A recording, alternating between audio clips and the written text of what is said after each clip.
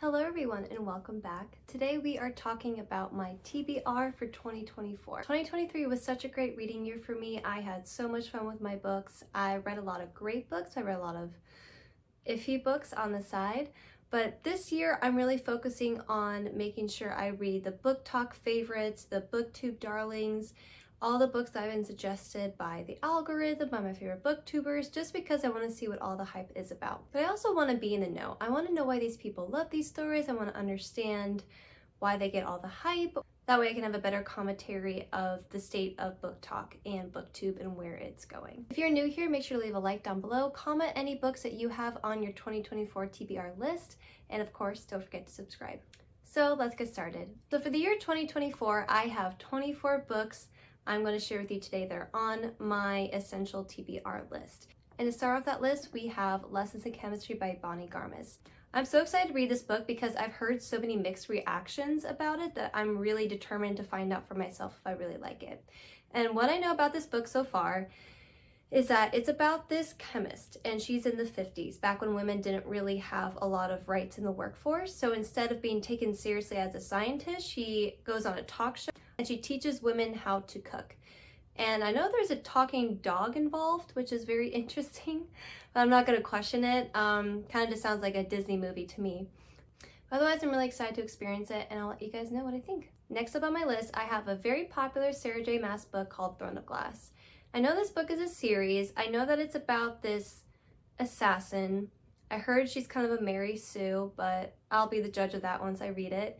And I haven't heard too much about this book. I've heard the general blurb and the tropes and the genre of this book, but I didn't want to spoil it too much because I wanted to go into it with a fresh mind. I've read ACOTAR, which was arguably Sarah J. Maas's most famous book to date, and I hated it so much. So I'm trying to give her a second chance and see whether or not I like this book better.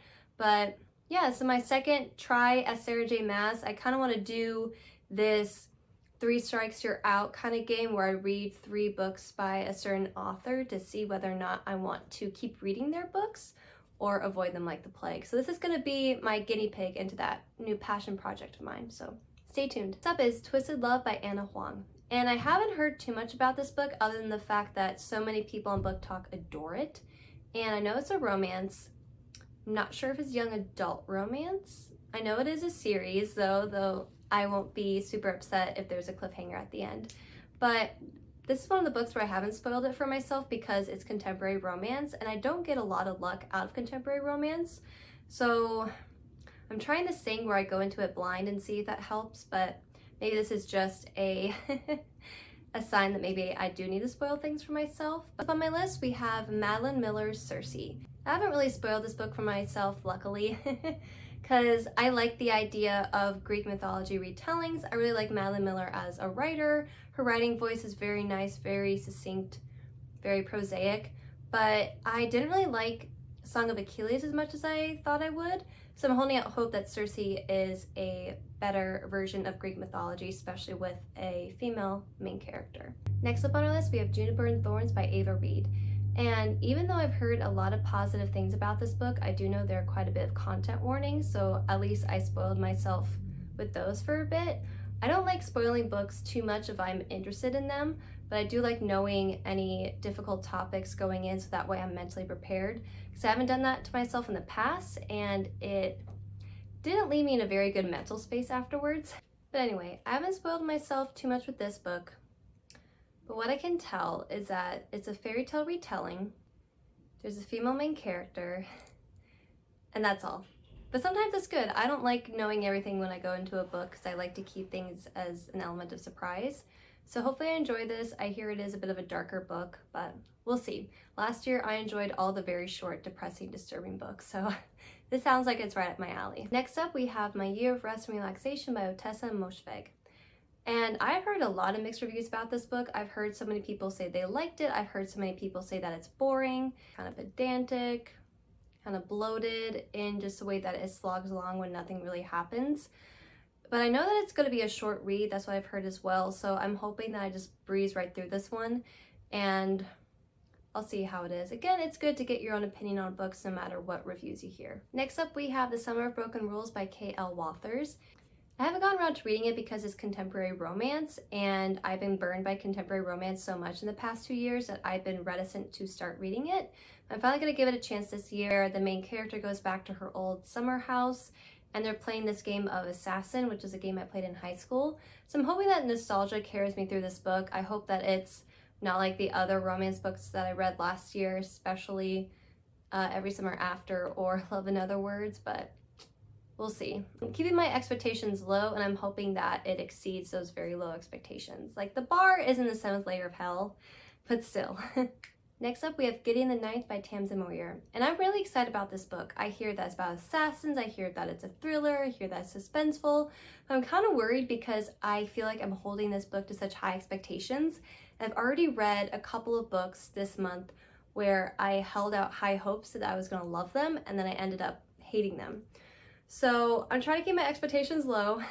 I find that that helps me when I'm going into a BookTok or BookTube favorite. I've heard so many good things about this book, and I'm just hoping that I'm just like everyone else and I love it too, but we'll see. Next up, we have Red, White, and Royal Blue by Casey McQuiston. I've already read her I Kiss Shar Wheeler book, and I did not like that book at all. You can find that in my 125 books of 2023 video. But I'm holding out hope for this one. I've heard that this is everyone's favorite Casey McQuiston book. This book is about a love affair between the son of the US president and the Prince of Wales. Basically, Prince Harry fan fiction. And I've already seen the movie with Uma Thurman, and I really enjoyed it. It was kind of cheesy but fun and that nice, you know, light rom-com way. Her dream of if we had a female president instead of a male president going into the 2016 election. So it's kind of nice to live vicariously through these characters in a world in which there is a female president. I thought that'd be kind of fun to experience. I did hear people say that the book is a lot better than the movie. Even though I thought the movie was pretty good, I definitely felt rushed by the writer's strike, and I feel like the book might be a little bit better. So I'm excited to read it, and I'll let you guys know what I think about it. Next up, we have Rebecca by Daphne du Maurier, and this book, what I've heard about it is basically like a haunted house mystery thriller with a little bit of romance dashed in. It's like Mexican Gothic, but if Mexican Gothic was actually written 100 years ago.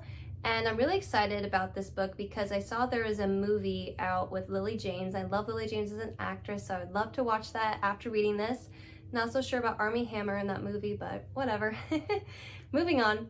So this book, from what I've heard, is about this girl named Rebecca, and she gets married to this guy.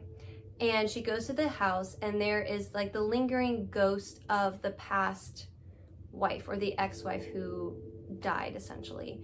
So it's a little bit of Mexican Gothic, a little bit of Jane Eyre. You have that haunting ghost of the previous wife lurking still in the walls. I'm really excited to see how this turns out. I hear that it's really well written, and I love literary fiction, especially with horror. Haunting of Hill House was one of my favorite books last year, so I'm really excited to pick this one up. We have a Goodreads Choice Awards nominee, The Avengers Amina Al-Safi, Shannon Chakratorty. I know I butchered that last name, and I'm so sorry. It's Chakraborty. That wasn't even close, I'm so sorry. Adventures of Amina Al-Sarafi is all about a woman who's kind of like a mercenary for hire. She doesn't really kill people, but she can go on missions and is paid to go on missions to help others. And this one time she is asked to go save this girl from a terrible fate. It's all about her adventure across the sea, trying to find this person. And I've heard that this book does come with content warnings, like it is pretty graphic in certain areas, so at least I know that going in. There are a lot of really good things about it, so I'm just hoping that it lives up to those expectations. Next up, we have The Secret History by Donna Tartt. And what I know about this book is that it's very similar to If We Were Villains and Deadly Education, where it's dark academia, there's a mystery, possibly a murder that needs to be solved. And I really like those elements in If We Were Villains up until the very end. If you've seen my 125 books in 2023, you understand what I mean by that. And I like Deadly Education. I haven't talked about that book yet because it was on my January reads. So I'm hoping that this book takes those elements and does them in a better way, but we'll see. Next up, we have the Reylo fanfiction, The Love Hypothesis by Ali Hazelwood. And this one is also a very popular BookTok book. I've had a lot of mixed reviews about it. I've heard some people say it's their favorite romance of all time. I've heard a lot of people say that is their least favorite book of all time. So I'm keeping my expectations low because, again, contemporary romance and I don't really mix. It's not really my cup of tea right now. I just want to be a part of it. I want to be part of the love hypothesis movement. I want to be in the know. I want to understand it, give my own opinion about it, and I'll get back to you guys about what I think. Next up, we have The Night Circus by Erin Morgenstern. And I've heard so many good things about Erin Morgenstern as a writer. I know this book is very similar to Caraval, to Alice in Wonderland, where it's very whimsical, very whimsical, very magical, and involves a circus or a festival.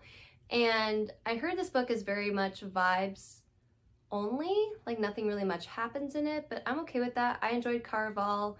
I enjoy Legends and Lattes enough to where I sit in the book and just appreciate the aesthetic and the world building. I really enjoy books like that where they're very setting heavy. So yeah, I'm really excited for this one. Next up is Shatter Me by Taruria Mafi. And I feel like I'm setting myself up for failure here with all the contemporary romance books that I'm reading, even though I think this one has elements of fantasy and magic in it. I've heard a lot of mixed reviews about this book too. It's very popular on BookTok, but I've heard a lot of booktubers say that it wasn't really their favorite. So again, I'm going into this low expectations, very low bar, and I'm trying to get my own opinion about it. I do know there's a love triangle involved, and yeah, I've seen so many videos about this book and they all just went completely out the window. So going to this with a fresh perspective apparently. Next up we have Bunny by Mona Awad.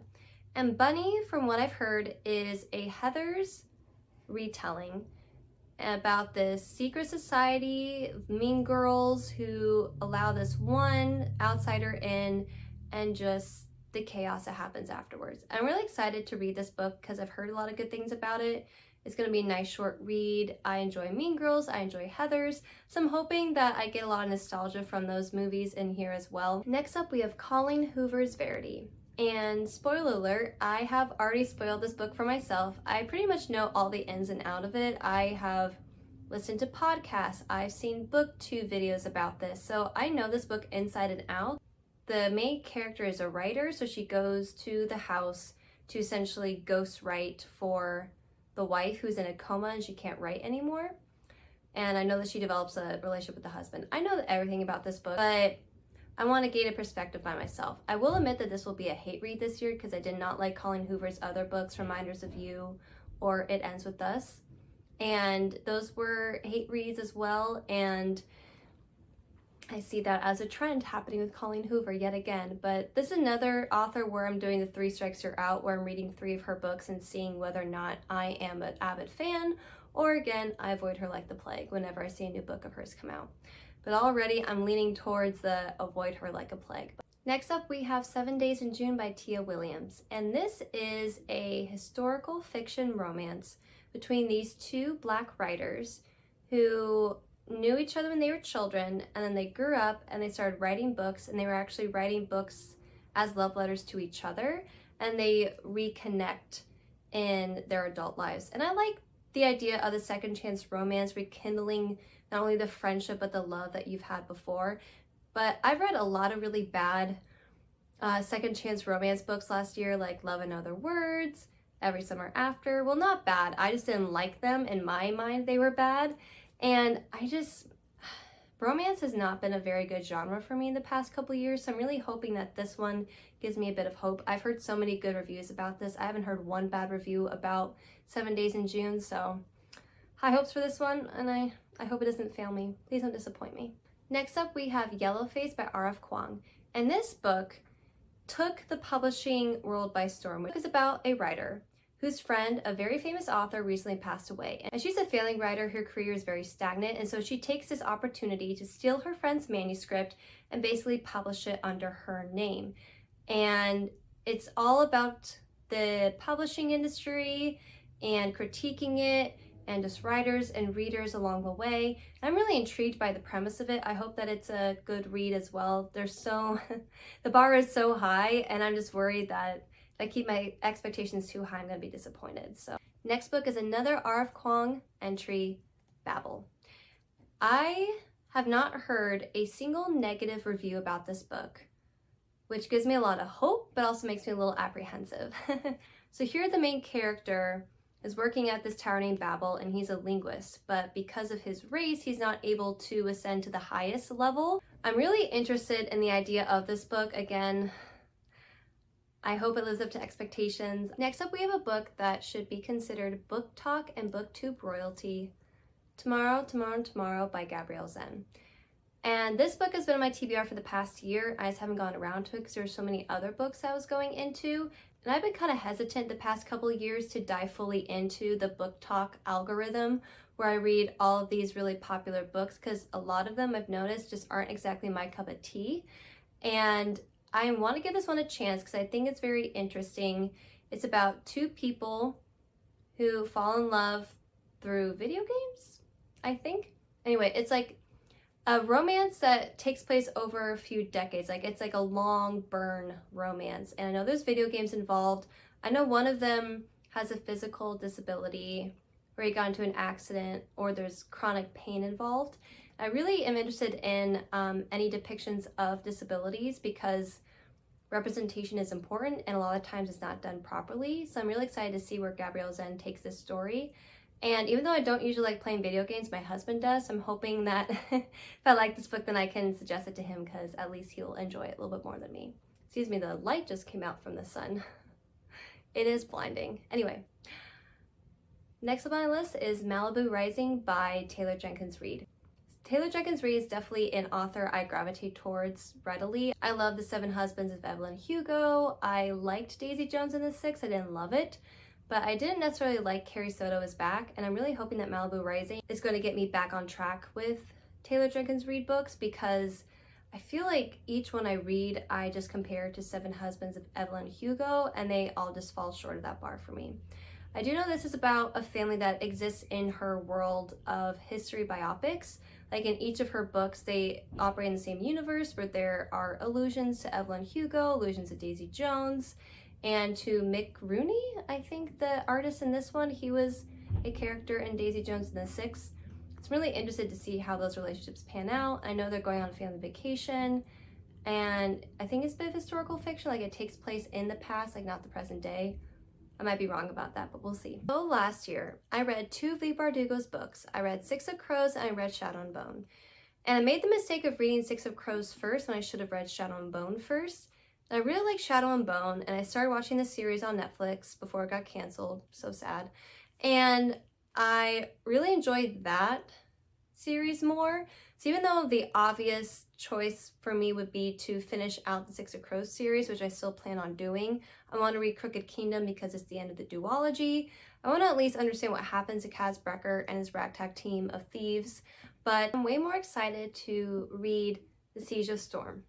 The Siege of Storm is a sequel to Shadow and Bone, and Shadow and Bone is about Alina Starkov, who finds out she's the rarest form of Grisha out there, the Sun Summoner, and she is destined to destroy the Fold, a giant barrier that separates her country, the east side and the west side, in two, and is full of monsters and evil, and it was set there by the Darkling.